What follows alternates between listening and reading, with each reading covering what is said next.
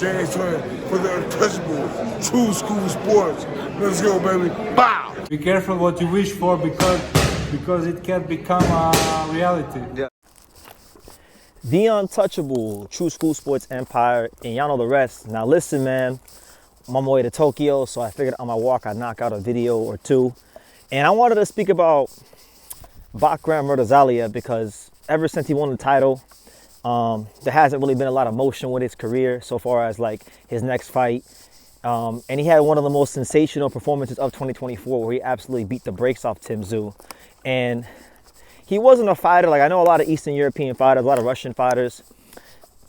There is a certain segment of boxing fans that like to prop those guys up just because they're tough and they're big and they're strong Russians.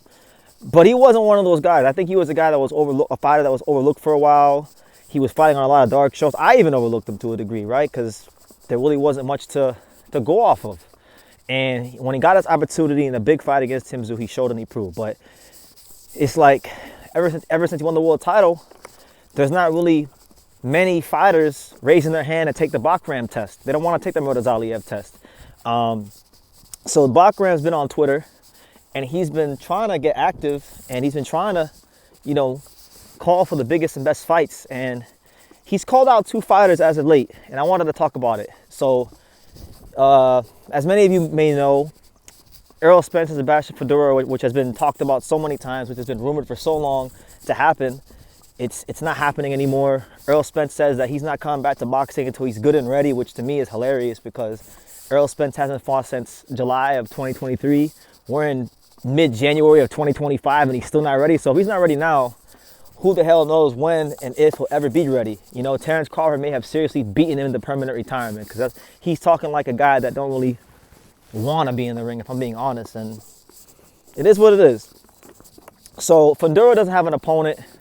Crawford still hasn't formally announced what he's doing, even though we expect it to be Canelo. There hasn't been any formal announcement. So there's a possibility that Crawford could swoop in at the 11th hour and get that fight, right?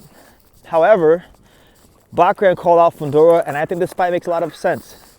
It's a unification fight, and I think style-wise, it's a very exciting fight. It's a fight where you have Fundora, who is a giraffe with boxing gloves on, a praying mantis with boxing gloves on, very tall fighter, 6'7", 154 pounder, who routinely gives up his size and fights in this volume punching style. I think that style meshes very well with the heavy-handed attack of a guy like Bakhram. And it's a unification fight, so the fight, stylistically, it's fun. It's a fun fight, and it's a fight that has some actual substance behind it. So I wouldn't mind that fight. And we know Crawford don't want to fight Murtazaliev because Crawford wants to cash out, so we can't really look at Crawford as a realistic opponent. Fundora has, two of the belts, and so, Bakhram has to be frustrated. I know he's got to be very frustrated at the options or lack thereof at 154. I know Charles Conwell is a name that's been mentioned. I wouldn't mind that fight. I think Charles Conwell is much like a Bakhram in the sense of where he's at in his career of being a really good fighter who's a high-risk, low-reward fighter. So if he could fight a guy like Charles Conwell, a fighter like Charles Conwell, I'd be happy about it. I think that would be a dynamite fight for boxing. But he's a golden boy. Who knows what the dynamic will be there as far as them getting the fight done. But I like that fight. Hopefully Conwell gets his shot. But Bakhram has gotten so frustrated about what he's not getting at 154 that he is called for a world title shot against Lara at 160, a middleweight title shot. And it makes sense because Bakhram is a WBA champion, so I'm sure there's probably a way that he gets favoritism or gets maybe he can move right up and just challenge Lara directly. But again, that's a good fight. Lara is a fighter that's been knocking out a lot of fighters at 160 recently. Bakhram can't get a fight. Lara, he don't really like fighting often, and PBC does a great job of paying him, so I don't know if Bakhram will be in the Lara paid grade, but he's calling him out. Bakhram is getting so tired of what's not happening at 154 that he would love to fight Lara at 160 for the title and try to become a two-division world champion. So look, I love the energy from Bakhram. I love the ambition from him. I think he's earned the right. a lot of times in boxing, I hear fans, you know, say, oh, Canelo earned the right to do this. Crawford earned the right to do this. Inoue earned the right to do that, to do this. Well, no. Bakhram, he earned the right to get some fights to show that he's the best in the division.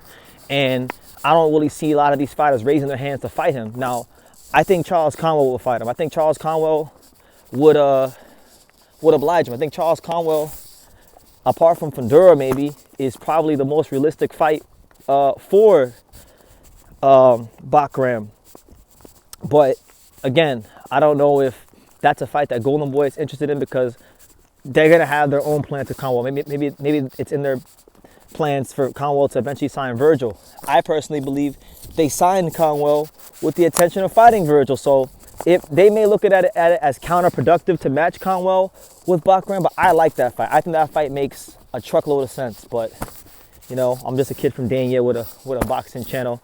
I don't know anything, so it is what it is there. But that's the news, man. I just wanted to come on here quickly while I'm walking and talk about Bakhram and get my thoughts out there about Bakhram, because he did an excellent job last year when he got his opportunity against Tim Tszyu, a fight that a lot of people just overlooked him. Tim Tszyu's team picked Bakhram because they felt that he was the right guy at the right time. They thought he was, you know, going to be somewhat of a walkover, and it was the worst nightmare. So I think Bakhram has earned the right to prove just how good he is, because we know he's good. He's achieved what every boxer's dream is, which is to be a world champion. Now he wants to see just how good of a world champion is he and fight the other champions like Fundora. He would like to fight Crawford, but Crawford don't want to fight nobody in his damn weight class. That's already been established, and he's just trying to cash out. So I'll leave it at that. You guys let me know what you think.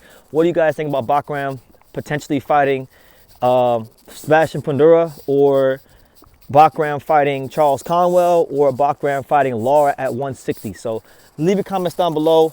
Make sure you guys take the time to subscribe. And like I say in every single one of these videos, you can love me or you can hate me, but I'm just a kid from Dania. So until next time, take care, guys. Thank you for watching another video on the untouchable True School Sports Empire. For more great boxing content just like this, make sure you click right over here.